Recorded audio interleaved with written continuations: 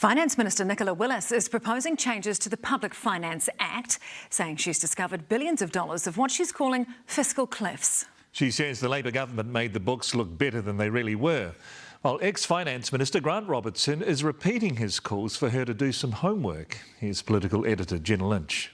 Public enemy number one declared.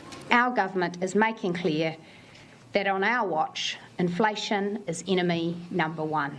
The Finance Minister then quickly honing in on enemy number two, Grant Robertson, accusing him of leaving the government books in a state of chaos.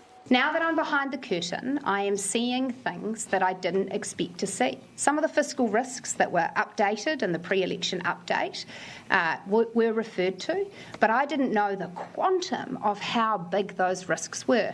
When the government publishes its budget, it funds things in a 4-yearly cycle. However, in some cases, it elects to time limit funding. Examples include the Food and Schools program. Originally a pilot, it was given short-term funding rather than permanent. Nicola Willis says there's a lot more of that than met the public eye. I have been surprised by the sheer number of government policy programs for which funding is due to expire, as the government chose to fund those programs on a short-term basis only. She's asked for advice on how much it's going to cost her.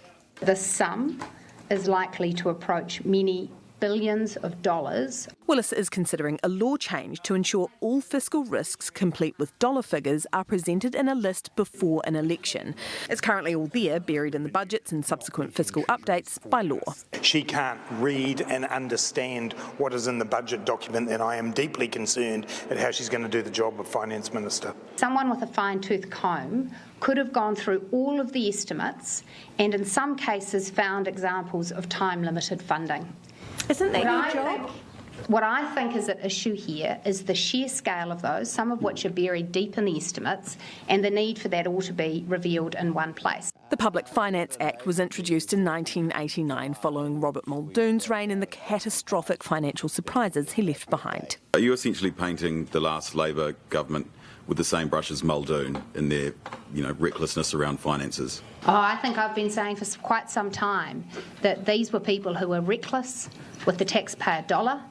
They committed economic vandalism. They've left the country in a very bad financial and economic state. What I've just heard from Nicola Willis is a desperate diversion from somebody who can't make their tax package add up. Fiscal fight just got even scrappier.